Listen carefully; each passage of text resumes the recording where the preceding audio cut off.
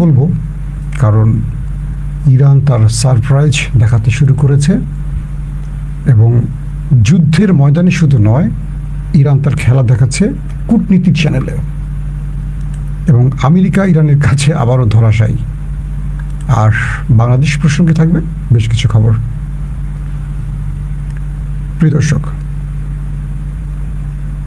Hormuz প্রণালী নিয়ে Iran এবং ইতালির মধ্যে টেলিফোনে কথা হয়েছে। ইতালির আমরা সেই বিষয়টা একটু আপনাদের হালকা আগে জানাই, তারপর বাকি খবরগুলো যাব।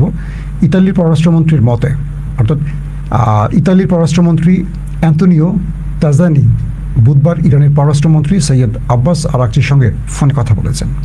ইতালির পররাষ্ট্রমন্ত্রীর মতে, ওই টেলিফোন আলাপে তিনি এবং তার ইরানি প্রতিপক্ষ হরমুজ প্রণালীর মধ্য দিয়ে যান চলাচলের জন্য একটি পথ নির্ধারণের বিষয় ইরান ও ওমানের আলোচনা নিয়ে কথা বলেছেন এবং আরাকচি এ ব্যাপারে ব্যাখ্যা দিয়েছেন। ইতালির পররাষ্ট্রমন্ত্রী আরও লিখেন যে টেলিফোনে আলাপে লেবানন নিয়েও আমাদের মধ্যে আলোচনা হয়েছে। অর্থাৎ ইরানকে আস্তে আস্তে হয়তো বা বিভিন্ন পক্ষ থেকে সমর্থন দিতে বাধ্য থাকবে। পাশাপাশি আজকে দুপুরে আরেকটি তথ্য আপনাদের দিয়েছিলাম, সেই সংবাদটা আরেকবার আপনাদের বলি। হুতিরা আবার লোহিত সাগরে অ্যাটাক করেছে। বলা হচ্ছে ইয়েমেনের সশস্ত্র বাহিনী তারা বুধবার ঘোষণা করছে যে তারা উত্তর লোহিত সাগরে ইয়ানবুর অদূরে সৌদির তেল ট্যাঙ্কার ওয়াফাকে একাধিক ব্যালিস্টিক ক্ষেপণাস্ত্র দিয়ে আঘাত করেছে। তারা বলছে যে উত্তর লোহিত সাগরে সৌদির যে ট্যাঙ্কার ওয়াফা সেটি তাদের নির্দেশ অমান্য করে লোহিত সাগর ব্যবহারের চেষ্টা করে, যেটা হুতিদের অবরোধের মধ্যে ছিল, নিষিদ্ধ টাইমের, সেটাকে লক্ষ্য করা হয়ে অ্যাটাক করা হয়। 22 জুলাই থেকে সৌদি আরবের উপর নৌ অবরোধ শুরু হওয়ার পর এটি 8ম সৌদির জাহাজে আক্রমণ। দর্শক, পাশাপাশি ইরানের আরও কিছু খবর আসছে, সেটা হলো মাসুদ পেজিশকিয়ানের একটি বিষয়ে আমরা দেখলাম যে সাম্প্রতিক সময় বেশ আলোচনা আসছিল, পরে তিনি সেটা অস্বীকার করেছেন যে তিনি পদত্যাগ করতে যাচ্ছেন। Anything wrong? দর্শক,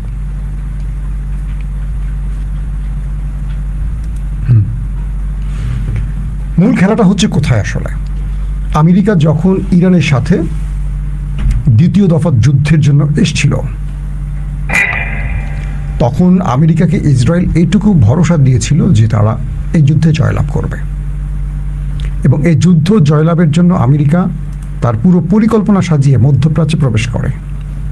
কিন্তু ইরান ততক্ষণে আমেরিকার টোটাল গেম প্ল্যান পরিবর্তন করে দেয়। কীরকম?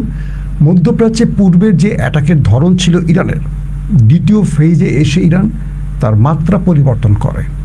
তো ইরানের প্রথম দফার আক্রমণটাকে আটকাবার জন্য পরিকল্পনা তৈরি করে মার্কিন, কি বলবো, তাদের যে সেন্ট্রাল কমান্ড, যুদ্ধ যারা মনিটর করছেন বা যুদ্ধ যারা চালান তারা। কিন্তু ইরান দ্বিতীয় ফেজে এসে আক্রমণের পরিবর্তন আনে কীরকম? তাদের মিসাইলের পরিবর্তন আনে। তো এই মিসাইলগুলো যখন তারা পরিবর্তন আনে, মিসাইলের ধরন, গতিপথ, মিসাইলের অ্যাটাক পলিসি, তাদের প্রতিরক্ষা ফাঁদকে কি বলবো, ফাঁকি দেওয়া, সব কিছু। তো দ্বিতীয় দফা ইরান যেটি করে, প্রথমে মার্কিন তাদের যেই প্রতিরক্ষা সিস্টেম, তার আগে রাডার সিস্টেম ধ্বংস করে ফেলে এবং এই রাডার সিস্টেমগুলো যখন ইরান ধ্বংস করে, তখন আমেরিকা বুঝে উঠতে পারছিল না কী হচ্ছে। এমন এমন মিসাইল মারে যে মিসাইলগুলো ইন্টারসেপ্ট খুব একটা সহজে করতে পারতো না। প্রথমে কিছু ফেক, দুর্বল, কম দামি মিসাইল মারে। সে মিসাইলগুলোকে যখন প্রতিহত করতে, ইন্টারসেপ্ট করার জন্য আমেরিকা ব্যস্ত থাকে থার্ড বা প্যাট্রিয়ট দিয়ে, তখন ইরান তার ভিন্ন গেম, শাহেদ ড্রোন ইউজ করছে বা খুররাম শহর ইউজ করছে বা আদার্স খাইবার সেখানে ইউজ করছে, করে তারা কি করলো?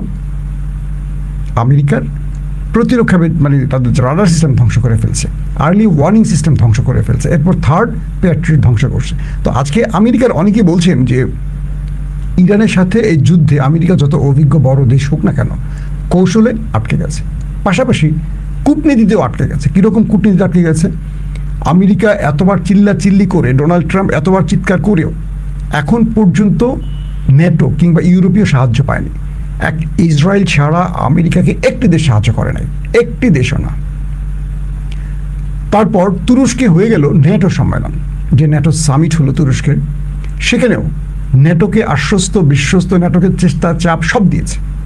ইউরোপকেও ট্রাম্প বুঝিয়েছে এই যুদ্ধে তার অবস্থা বা তার জয়ের সম্ভাবনা বেশি, কি কি করবেন সব জানালেন। আজকে আমেরিকাকে দিয়ে কিছু মেসেজ বাংলাদেশকেও দেব। ইউরোপ এতটা বোকামি করেনি এবার। ইউরোপ বুঝতে পারছে যে আমেরিকা আসলে ইসরায়েলকে রক্ষায় বা ইসরায়েলকে বাঁচিয়ে রাখার জন্য যুদ্ধটা করছে, যেটা আমেরিকা স্বয়ং জনগণই সাপোর্ট করছে না।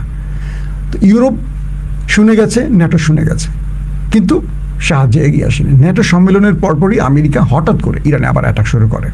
এরপর ইরান এত শক্ত জবাব দেবে এটা আমেরিকা কল্পনা করেনি। মধ্যপ্রাচ্যে থাকা মার্কিন প্রত্যেকটা ঘাঁটিকে একদম ভাঁজ করে ফেলে ইরান। শেষ পর্যন্ত তাদের মিসাইল থার্ড প্যাট্রিয়ট যে অ্যান্টি মিসাইলগুলো প্রায় 80% শেষ হয়ে যায় ইরানকে মোকাবেলা করতে গিয়ে। কিন্তু ইরান একটার পর একটা মিসাইল ড্রোন তার কি বলবো স্টোর থেকে, তার মাটির গুহা থেকে বের করে। আমেরিকা অবাক যে ইরানের কাছে আছে কত, এত মারি, এত শেষ করি, এত স্টোরেজ ধ্বংস করি, কিন্তু ফুরায় না কেন? মার্কিন গোয়েন্দা মাধ্যমগুলো আমেরিকাকে বলল যে তাদের কাছে আসলে যে হিসেব ছিল সেই হিসেবের বাইরে অগণিত মিসাইল ড্রোন ইরানের কাছে আছে, যেগুলো তথ্য তাদের কাছে নাই।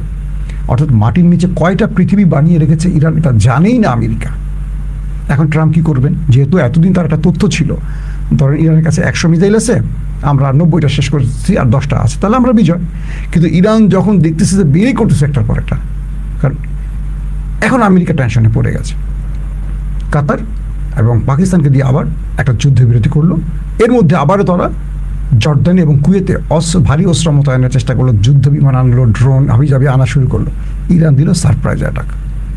এক অ্যাটাকে দিলে সেগুলো আবার ধ্বংস করে, যুদ্ধ ছাড়াই ইরান নিজে অ্যাটাক করে সেগুলো ধ্বংস করে দিল। ট্রাম্প এলো মহাবিপদে পড়ে। তারপর ঘোষণা দিলেন একটা বৃহৎ অ্যাটাক করবেন, ইসরায়েল আমেরিকা মিলে পুরো ইরানকে মাটির সাথে মিশিয়ে দেবেন। ইরান বলল ওকে ফাইন, আসো, তাহলে পুরো মধ্যপ্রাচ্যের মাটির সাথে মিশিয়ে দেবো, তোমার ঘাটি মাটি কিচ্ছু থাকবে না। ট্রাম্প তার জনগণকে বলল দ্রুত দেশ ছাড়ো, মধ্যপ্রাচ্যে যত মার্কিনীরা আছে দেশ ছাড়ো। আরবরা বলল তুমি তোমার জনগণ নিয়ে তোমার ঘাটি নিয়ে সরে যাচ্ছ, আমার দেশের কি হবে? আমার দেশ থেকে যে তুমি আক্রমণ করে আমাকে বিপদে ফেলছো, এখন আমার দেশে কি হবে? পরে সকল রাষ্ট্র মিলে ট্রাম্পকে চেপে ধরলো। এক রাতের নাটকীয় উত্থান পতন সব মিলে ট্রাম্প তার যুদ্ধটা আবারও স্টপ করলো।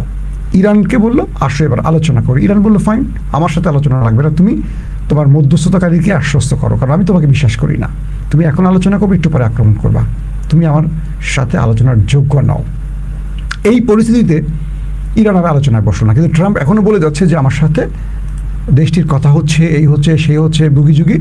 কিন্তু ইরান বলছে না, আমরা আমেরিকার সাথে কোনো চ্যানেলে কথা বলছি না, বাট আমাদের কাছে কিছু প্রস্তাবনা আসছে, সেই প্রস্তাবগুলো আমরা ভেবে দেখছি। কিন্তু যে আমরা আমেরিকার সাথে বসবো না, কারণ আমরা আমেরিকাকে এই বিষয়ের জন্য বিশ্বাস করি না। তারপর আমেরিকাকে ইগনোর করে পাশ কাটিয়ে ওমানের সাথে চুক্তি করে ফেললো ইরান। কি চুক্তি? হরমুজ প্রণালী এখন এই দুটো দেশের কন্ট্রোলে থাকবে, একটা দেশ দিয়ে ঢুকবে, একটা দেশ দিয়ে বেরোবে। সকল জাহাজ, কার্গো ট্যাঙ্ক যা যা আছে, তেল বা জ্বালানি বা পণ্য নিয়ে একটা দেশ দিয়ে ঢুকবে, একটা দেশ দিয়ে বেরোবে। ইরান দিয়ে ঢুকবে, হরমুজ দিয়ে কি বলে ওমান দিয়ে বেরোবে, অথবা ওমান দিয়ে ঢুকবে, হরমুজ দিয়ে কি বলে ইরান দিয়ে বেরোবে। তাহলে কি হবে? এই দুই দেশ যৌথ মেনটেন্যান্স ফি নেবে, তারা নিরাপত্তা দেবে, সকল সামগ্রিক বিষয়ে দুটো দেশ দেখবে। এই দুটো দেশ যে টোল পাবে বা যেই মেনটেন্যান্স চার্জ পরিষেবা পাবে সেটা দুটো দেশ ভাগ করে নেবে। এটাই ছিল ইরানের মূল গেমটা। এই গেমে এখন ট্রাম্প দেখে তার কোনো অবদান কিচ্ছু নাই। ট্রাম্প এখন পড়ছে মাইন কাছি পায়, কারণ সাগরটা হলো ইরান এবং ওমানের, একটা পাশ ইরান, একটা পাশ ওমান। তাহলে এখানে আমেরিকার কাজটা কি? আমেরিকার কোনো কাজটা, ইরান বলছে তুমি এখানে কে? তুমি 10,000 মাইল দূর থেকে এখানে আসছো কেন? গো, তুমি চলে যাও, তোমাকে এই অঞ্চলে আমরা আর দেখতে চাই না। এবং ইরান, কয়েকটি মাধ্যম বলছে যে ইরান সাম্প্রতিক সময় যে আমেরিকার উপর অ্যাটাকগুলো করছে তার প্রধান কারণ হলো মধ্যপ্রাচ্য থেকে এখান থেকে আমেরিকাকে খেদাতে চায়। কয়েকটি তথ্য আসছে এরকম যে ইরান আমেরিকাকে যে মারছে, মুসলিম বিশ্বের বেশ কয়েকটা দেশ ইরানকে নেপথ্য থেকে সাপোর্ট দিচ্ছে। এটা হলো সবচেয়ে বড় খুশির খবর আপনাদের জন্য। মানিটা কি আসলে? মানিটা হলো ইরান, তুরস্ক, পাকিস্তান, সৌদি আরব, মিশর এদেরকে নিয়ে তলে তলে একটা সামরিক জোট করতেছে, যেটা ন্যাটোর স্টাইলে। ন্যাটো যেমন তাদেরকে রক্ষার জন্য, ইউরোপ বা পশ্চিমা দুনিয়াকে রক্ষার জন্য তারা এই সিস্টেমটা তৈরি করছে, ন্যাটো সামরিক জোট। এবার তারা কি করতেছে? ইরান তার একটা মুসলিম সামরিক জোট করার প্রস্তাব দিয়েছে। তো এর মধ্যে ইরানের সাথে তুরস্কের টেলিফোনে কথা হচ্ছে, দুই দেশের প্রতিরক্ষা মন্ত্রীদের মধ্যে কথা হয়েছে, দুই দেশের পররাষ্ট্রমন্ত্রীদের মধ্যে কথা চলছে। তো সব কিছু নিয়ে শেষ পর্যন্ত ইরান এগিয়ে চলছে, অর্থাৎ মধ্যপ্রাচ্য থেকে শুধু আমেরিকাকে তাড়াবে না, ইসরায়েলকে একা করে ফেলবে, এক ঘরে করে ফেলবে। তো ইরানের এই চালগুলি এখন বুঝে গেছে ট্রাম্প যে আসলে তো হরমুজ দিয়ে খেলছে। হরমুজ হলো ইরানের জন্য নিউক্লিয়ার, তার আর নিউক্লিয়ার বোমা বানানো লাগে না। সেই যে নিউক্লিয়ার হরমুজকে দিয়ে নিউক্লিয়ার খেলা খেলছে, এতে পুরো বিশ্ব থমকে গেছে, অবাক হয়ে গেছে, পরাজিত হয়ে গেছে আমেরিকার মতো শক্তিশালী দেশ। দর্শক, তো ইরানের এক চালে আমেরিকা এই লড়াইতে পুরোপুরি পরাজয় নিয়ে শেষ পর্যন্ত ফিরে যাচ্ছে। শীঘ্রই তাদের মধ্যে আবারও আলোচনা হবে এবং আমেরিকা এই যুদ্ধে আর কিছু পাচ্ছে না। তবে ইরান আশ্বস্ত করছে আমেরিকাকে 60 দিন আমরা কোনো পরিষেবা বা টোল নেব না, 60 দিন পর থেকে আমরা এটা নেওয়া শুরু করব। এখন আমেরিকার এইটুকুই অর্জন, ইরান 60 দিন নেবেন, এখন ঢোল পিটাবে আমি ইরানকে বাধ্য করেছি 60 দিনের জন্য টোল নিতে। ভাই, আপনি বাধ্য করেন নাই। ইরান তো এই জন্মে কখনোই টোল নেয় নাই। 60 দিন পর থেকে যে ইরান টোল নিবে, এই টোলে ইরানের রিজার্ভ বা বিলিয়ন বিলিয়ন ডলার যে ঢুকবে, দেশটার অর্থনীতি আবার চাঙা হবে। এই অর্থনীতি চাঙা হওয়ার ফলে কী হবে জানেন? ইরানের ঘরের মধ্যে কি ভয়ঙ্কর ভয়ঙ্কর অস্ত্র তৈরি হবে, যেটা আমেরিকা ইসরায়েলের ঘুম হারাম করে ফেলবে। দর্শক, আরেকটি গুরুত্বপূর্ণ খবর দেখে এটা বেশি বড় করে ফেললাম কিনা। জেরুজালেম বিষয়ে যৌথ অবস্থান গঠনের জন্য জর্দানে আরব ও মুসলিম পররাষ্ট্রমন্ত্রীদের বৈঠক।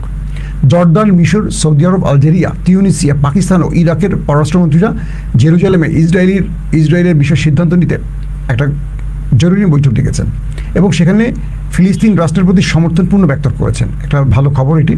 জেরুজালেমের ভিতরে অর্থাৎ যা কিছু ইসরায়েল করছে, এটার বিরুদ্ধে এই রাষ্ট্রগুলো আজকে এই বৈঠকটিতে বসছে এবং তারা একটা স্বাধীন ফিলিস্তিন গঠনে কি কি করা যায় এই বিষয়গুলো নিয়ে আলোচনা করেছে। দর্শক, আসেন বাংলাদেশ প্রসঙ্গে এবার কিছু খবর দিতে চাই। আমি একটা ভিডিও আপনাদের দেখাই, দেখেন তো আপনাদের ভিডিওটা দেখতে ভালো লাগে কিনা, আগে একটু বলে নেই। আচ্ছা, আপনারা বলেন তো বাংলাদেশের জুলাই 1 দফার ঘোষককে, কমেন্ট করেন। আমি আপনাদের কাছ থেকে একটু কমেন্ট আশা করি। আমি চাই এই কমেন্টগুলো বাংলাদেশের রাজনীতিবিদ যারা রাজনীতি করেন তারা একটু দেখবেন। বাংলাদেশের প্রতিটি গণমাধ্যম মোটামুটি পুল তৈরি করে এবং তারা সেই পুলে সবসময় ভোটাভুটি করে। আপনারা দেখবেন কি ভোটাভুটি করে, যে আপনি এটার পক্ষে না বিপক্ষে, এটার পক্ষে না এটার সমর্থনে, মানে এরকম, তাই না? একটা ভিডিও দেখেন আপনারা, আপনাদের সবচেয়ে প্রিয় একজন ব্যক্তি, বাংলাদেশের এই মুহূর্তে সবচেয়ে জনপ্রিয় এবং সবচেয়ে প্রিয়, শুধু আমার ছাড়া সবার প্রিয় বোধহয় ব্যক্তিটা। আসেন আমরা তাকে এক নজর আমাদের ভিডিওতে আপনাদের দেখানোর চেষ্টা করি। সেই প্রিয় ব্যক্তিটার মুখ, এখন অবাক হচ্ছেন যে কার কথা বলছি। বাংলাদেশে শুধু আমি ছাড়া সবাই তাকে ভালোবাসে। সেই ব্যক্তিকে আমি এক নজর দেখাতে চাই। আসেন। তিনবার বলছে আমতার, তিনবার বলছে না। আমি ব্যবসা করি, ধরলেন তাহলে লাভ হইল না। কেমন ধরবেন, কেন ধরবেন? আপনি তার কলার ধরলেন, আপনি তো তার মানে ই করে দিচ্ছেন, মানে আপনি আমার কলার ধরছেন, আমি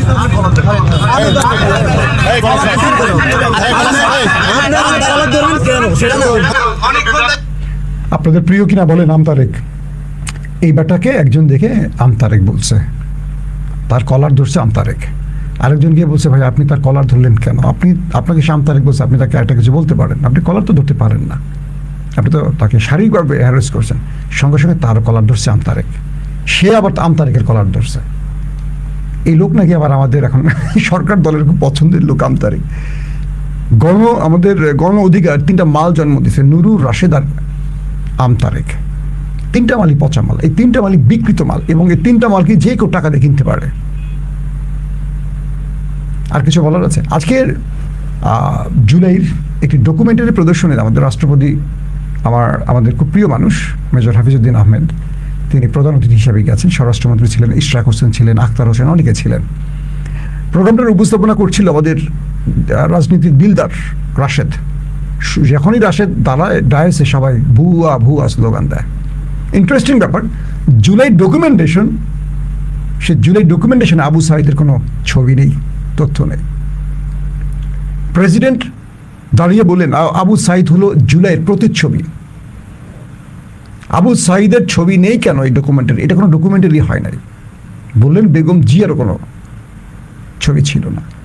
তো বেগম জিয়া এই গণ আন্দোলনের মূল রূপকার।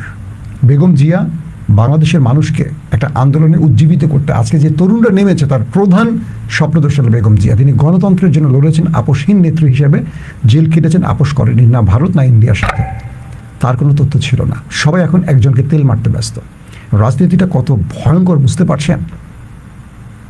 আগে কি হতো স্লোগান, খালেদা তারেক, এরকম না? এখন খালেদা মাইনাস হয়ে গেছে, যেহেতু সে মরে গেছে।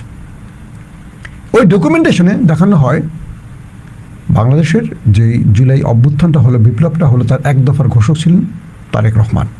এই ইস্যুতে ব্যাপক শোরগোল হয়, ভুয়া ভুয়া স্লোগান হয়, ধাক্কাধাক্কির অনেক ঘটনা ঘটে, ইশরাক ধমক দেয়, বিভিন্নভাবে পুরো প্রোগ্রামটা হসপস হয়ে যায়।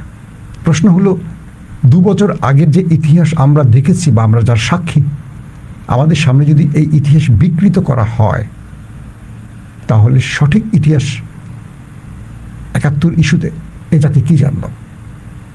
খুব সিম্পলি একটি প্রশ্ন করছি। যেই ঘটনা আমার নিজের ছেলে দেখেছে, আমার নিজের ছেলে সাক্ষী, তো এই ইতিহাস আপনি পাল্টাবেন কি করে? 24-এর ইতিহাস আগামী 50 বছর তো পাল্টাতে পারবেন না। আজকে যে ছোট, সে তো কালকে বড় হয়ে আরও ইতিহাস সবাইকে বলবে। চোখে দেখা একটি ইতিহাস পাল্টে দিলেন, কানে শোনা, সাক্ষী হওয়া ইতিহাস। তাহলে 71 সালে 54 বছর আগে যে ইতিহাস রচিত হয়েছে জিয়াউর রহমানের ঘোষণার মধ্য দিয়ে এবং বীর বাঙালিদের লড়াইয়ের মধ্য দিয়ে, আত্মত্যাগের মধ্য দিয়ে, সেই ইতিহাস নিয়ে কত রকম জোচ্চুরি, বদমাশি, ভণ্ডামি হয়েছে কল্পনা করেন। তার মানে আমরা পাঠ্য বইয়ে যে ইতিহাস পড়ছি, তার কত অংশ বিকৃত, কতটুকু সত্য এখন বুঝবো কী করে? এই জাতিকে আল্লাহ হেদায়েত দান করুন। কারণ আমার বিশ্বাস, যারা তারেক রহমানকে জুলাই যুদ্ধের এক দফার ঘোষক বানাচ্ছেন, তারেক রহমান এই বিষয়টি কখনো জানতেন না। মানে তারেক রহমানকে নিয়ে যে এই ডকুমেন্টেশনের নাম ঢুকে তাকে যে ইচ্ছাকৃত পচানো হলো, এটা তারেক রহমান নিজেও হয়তো জানতেন না। কেউ হয়তো অতিমাত্রায় চামচামি করতে গেছেন, অথবা তারেক রহমানকে বিতর্কিত করার জন্য কৌশলী কাজটি করছেন, যদিও এটি সরকার পক্ষ করছে। একটা বিষয় কি, রাজনীতি সবচেয়ে বড় জিনিস হলো চামচামি। ধরেন 2জন ব্যক্তি একটা জায়গায় বা একটা দলের নেতা, যখনই একজন ব্যক্তি দল থেকে আউট হয়ে যায় বা পদবি পায় না, তার পিছিয়ে যে লাখো কর্মী আছে, তারা দেখবেন ঠাস করে সুইং করে আরেক দলে চলে গেছে, মানে আরেক নেতার পিছনে চলে গেছে, ওই নেতা একা হয়ে যায়। আবার দেখবেন যে নেতা এতদিন ভাত পায়নি, হঠাৎ করে পদবি পাইছে, দেখবেন রাশেদের পিছনে একটা লোক খুঁজে পাওয়া যেত না। আমার নিজের মনে আছে, রাশেদ বা গণ অধিকাররা যে আন্দোলনগুলো করতো, 70% 80% জনগণ দিত জামাত শিবির। তাদের কাছ থেকে চাইতো যে আমাদের কাছে জনশক্তি দেন, কারণ এদের কোনো লোকজন তো নাই। আজকে রাশেদ দেখেন কোথায় হিট করে। এটা হলো রাজনীতির সবচেয়ে খারাপ জায়গা। রাজনীতিবিদদের বিশ্বাস করবেন না, এদের কথায় কখনো জীবন দিবেন না। দেয়নি তো মানুষ। 15-16 বছরের জামাত, বিএনপির ডাকে কেউ নামতো রাস্তায়, ওদের দলের লোকেরা নামতো, সাধারণ মানুষ নামে নাই। সাধারণ মানুষ নামছে আমাদের এই নাহিদদের ডাকে, নাসিরউদ্দিন পাটোয়ারিয়া, সার্জিস হাসনাত, আসিফদের ডাকে, এমনি তাদের ডাকে নামে না। কাউকে চিনি তো নাই, ছেলেদেরকে আমরা চিনতাম, তাদের ডাকে নেমে গেছে। অজস্র মানুষ প্রাণ দিয়েছে, রাজনৈতিক নেতাদের ডাকে নামে না। আসেন 1 জুলাইয়ের আমাদের এক ত্যাগী পরিবারের ছোট্ট একটা বক্তব্য আপনাদের শোনাতে চাই। এই বক্তব্যটা আসলে আমি শেষ করতে চাইবো এই ভিডিওটা দিয়ে। এখন জুলাইয়ের যে ইতিহাস নতুন করে লেখা হচ্ছে, সেই ইতিহাস আমি জানি না তারেক রহমানকে যারা পচালেন এই কৌশলে, এটা কিভাবে, মানে এই বিষয়টিকে এখন তারেক রহমান নিবেন, এটা আবার মাথায় একটা প্রশ্ন। একটা দলে তিনি একটা ভাইটাল পদে ছিলেন, বা তিনি রাষ্ট্রের এখন প্রধানমন্ত্রী, তাকে মানুষ এইভাবে তার দলের লোকরা পচালো, এটা আসলে মানে স্বাভাবিক। আরো আমাদের যারা জীবন দিচ্ছে, আমরা সবাই মাইকুল করছি দেশের জন্য। আমরা আর কেউ জীবন দিতে আসবো না, দেশের জন্য কেউ জীবন দিবেন না। আমি ছাড়া আমার মায়ের দুনিয়াতে এখন কেউ নাই। আমি এখন ঘর থেকে বের হলে আমার মা সবসময় ভয়ে থাকে, আমার মা সবসময় ভয়ে থাকে। কই আমি তো দেখি না আমার মায়ের পাশে দাঁড়ানোর জন্য কাউকে, বা আমার পাশের জন্য দাঁড়ানোর কাউকে আমি দেখি তো না। আমার তো একটা ভাই নাই, আমি তো ফোন দেই, কই আমার ভাই তো এখন ফোন রিসিভ করে না। আমার মা ফোন দেয়, আমার ভাইয়ের একটা ফোনের অপেক্ষা থাকে, ভাই কই, কাউকে তো দেখি না। সবাই সবার মতো সবকিছু নিয়ে ব্যস্ত। আমরা অনেক আশাবাদী নিয়ে জুলাই সনদের জন্য, গণভোটটার জন্য আমরা ছিলাম। আমাদের এগুলো আপনারা নষ্ট করেন না। একজন ভাই হারানোর বোন কাঁদছে, যারা জুলাইয়ের লড়াইয়ের মাঠে ছিল, তার ভাই হারিয়ে গেছে সারা জীবনের জন্য। তার বোন কাঁদছে আর বলছে, জুলাই ধ্বংস করে দিয়েন না। তারা গণভোট দিয়েছে, জুলাই সনদের বাস্তবায়ন দেখতে চান। রাষ্ট্র কোন দিকে হাঁটছে আর বিপ্লবীরা কোথায় গেছে? এই কথাগুলো বলতে আসলে ভালো লাগে না। কেন ভালো লাগে না জানেন? এই কথাগুলো হাসিনার আমলে আমরা বলতে বলতে তিক্ত বিরক্ত হয়ে পরে একদম থেমে গেছি যে রাষ্ট্র যেদিকে যা যাক। এদেশের জনগণ যদি ঠিক না হয় রাষ্ট্র কিভাবে ঠিক হবে? এত প্রতিশ্রুতি, এত ওয়াদা যদি বাস্তবায়ন না হয় কি লাভটা হলো আমাদের? আজকে ইতিহাসের পাতায় পাতায় যদি বিকৃতি কিংবা অসচ্য মিথ্যা ঢুকে যায়, তাহলে সেই ইতিহাস লিখলে বা পড়লে কি লাভ এই জাতির? ক্রেডিট ছিনতাই করার রাজনীতি খুব খারাপ। বাংলাদেশের প্রতিটা মানুষ যে সত্য জানে তার বিপরীতে দাঁড়িয়ে আপনি যদি একটা মিথ্যা ইতিহাস লেখেন, আপনি জাতির কাছে ভিলেন হয়ে যাবেন। 2 বছর আগে ঘটে যাওয়া প্রত্যেকটা ঘটনা মানুষের চোখের সামনে এখন জলজল করে ভাসছে। এর মধ্যে যদি আপনি আবার জাতিকে নতুন ইতিহাস শেখাতে চান, বোঝাতে চান, পড়াতে চান, জাতি আপনাকে সত্যবাদী না মিথ্যাবাদী হিসেবে চিনবে। এটা 54 বছর আগের মিথ্যা কোনো ঘটনা নয়। আপনি 71, আমি দেখিনি, আমার জন্ম হয়নি, আপনি যা বলেন আমি তাই শুনি। সত্য কি মিথ্যা কতটুকু জানি না। 24 তো আমি দেখেছি, আমার সন্তান দেখেছে। আশা করব একটা সুন্দর বাংলাদেশ গড়ার জন্য বাংলাদেশের সব পক্ষ এক হবেন। তারেক রহমান যে কথাটা বারবার বলেন যে জুলাই অভ্যুত্থান বিএনপির না, কারো দলের না, সবার। এদেশের আম জনতা, মেহনতি মানুষ, শিক্ষক, ছাত্র, প্রত্যেকটা মানুষের ত্যাগের বিনিময় জুলাই। এখানে কোনো মাস্টার মাইন্ড নেই, তারেক রহমান বলছেন।